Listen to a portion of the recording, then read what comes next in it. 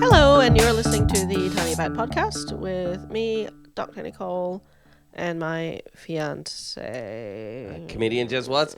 The Tiny Bad Podcast has started showing up on top 100 podcast charts. Here are some things in which we are number one. Smallest veterinarian on a podcast. Hey. Poorest comedian, tied with every other comedian. Most rabbits licking the face of a podcast host. Yeah, that's probably true. Least excited editor. Hello, it's me. Yep. And other husbands of horse riders will relate to this one. World's smelliest car. It's the equine sweat. You never forget. It's not that bad. No, it's better now because I cleaned it. It's been bad.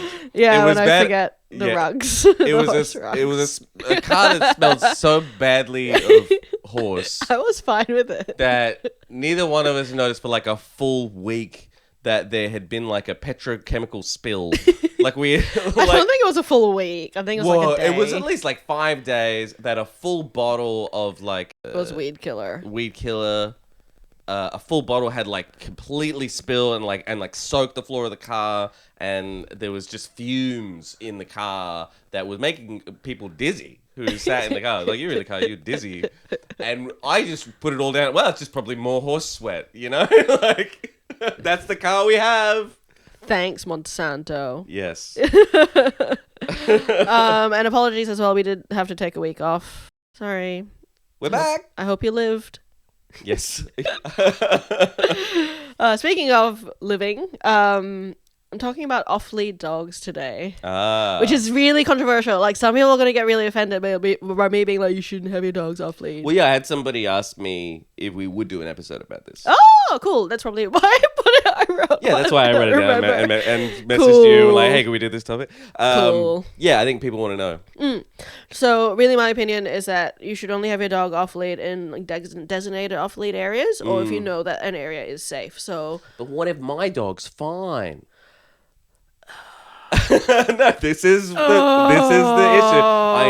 I know what you're gonna say. I'm just setting you up to say the thing you're gonna say.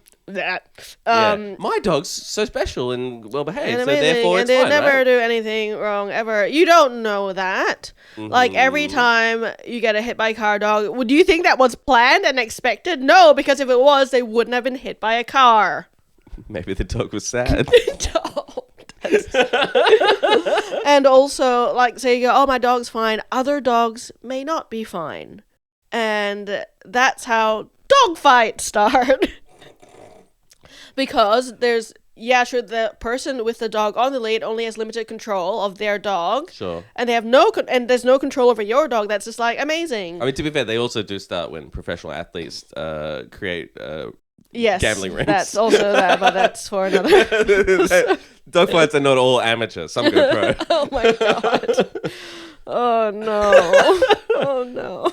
But so you can't trust other dogs. Yeah, you can't trust them, you don't know. Like, a lot of times what I hear when an off-lead dog uncontrollably runs up to another dog, the owner will be like, oh no, don't worry, he's friendly. Right. You don't know if the other dog's friendly. Yeah, sure. Or the other dog might be, under training. The other dog might be unwell. The other dog might be really anxious around other dogs, and it's going to set back, the progress of that dog for a long time. So it's very inconsiderate. Right. Yeah. So then where can people take? So there are dog parks dogs for off-lead, with yeah. off-lead areas Right, that you okay. can go to. There are parks and stuff where some dogs are allowed off-lead. Okay. Yeah, but also there will be signs in some other parks where it says it's a wildlife reserve. Don't let your dogs off-lead. Okay. And that's another thing as well, like wildlife, like dogs kill wildlife all the time. And if they're off-lead, most dogs, if they're chasing kangaroo or something like that, they're not going to be like, oh, I can hear in the faint distance my owner telling me to come back. They're going to go after the kangaroo. Right. There are very few dogs out there with such good recall that it's going to make them come back when they're actively having a great time chasing a prey animal. Right. And for our non-Australian listeners, kangaroos can really mash a dog up. Well, yeah, kangaroos as are well. brutal, right? Yeah, like there's one around my stables they got like that incredible is power. huge. Haven't they got like claws on their bottom Yeah, they do. feet or something, They're right? probably Like, they can like disembowel they're like you and 10 stuff? they're like 10 centimeters long. Yeah. Like there's one that lives near my stables and he has just no fear of anyone because he's just lived there too long, and Right. he's terrifying. He's enormous. Yeah. It's like Yeah. a big red or... Yeah, he's a big Eastern red. Yeah, right. And like dog versus that guy's gonna win. Yeah. Yeah. So it's for the dog's safety as well. And like traffic, like I'll drive along and I'll see people just with a dog off lead next to a Yeah, just, very busy road, Yeah, I've seen that. and it just freaks. Oh, it makes me so nervous. I mean, yeah, it's certainly... Mostly when I've seen that, it seems like, oh, the dog is super well trained. Just trotting along. I can see why everyone feels safe in that environment. But it literally could be a split second. They've seen something on the other side of the road. They obviously don't think. They just go for it. Right. And that's how a lot of these, hit by car dogs end up. Oh, he's usually fine. We don't know what happened. Well, He's a dog. yeah, he's a dog. Yeah. And it just really freaks me out. I see it all the time. And I've never witnessed, an accident myself, but that's how they happen. Yeah, okay.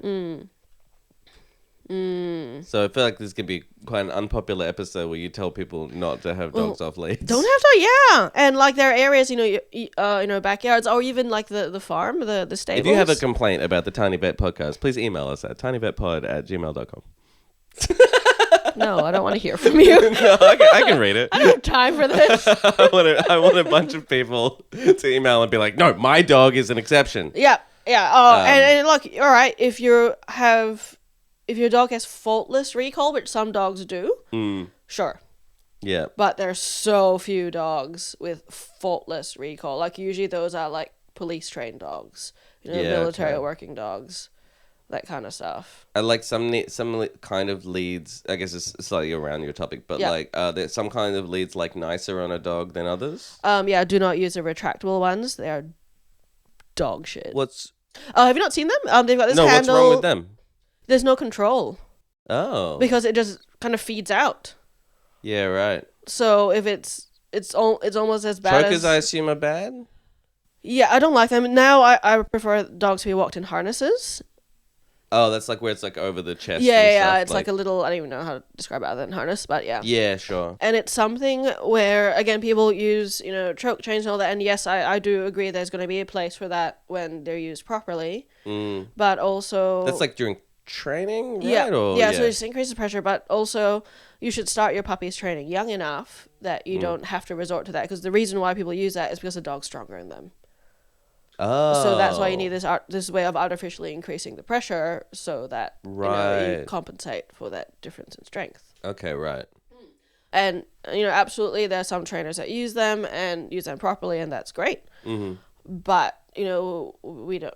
You can start training at a young enough age where the size isn't a problem. And I think we talked about this with little dogs as well, and big dogs, where people that get big dog puppies, they are more likely to train these puppies from a younger age because they know they're going to end up being enormous and uncontrollable if not. Right. Whereas the little dogs, they go, oh, he's so cute. He's going to be little. All right. So off lead, bad. Yep. Unless it's a designated area. Yep. Harness leads, great. Lovely. Retractable leads, bad. Awful. Horse sweat, the best thing ever. Yes, love it. So good. Love everything to stink like a horse. It's a nice smell.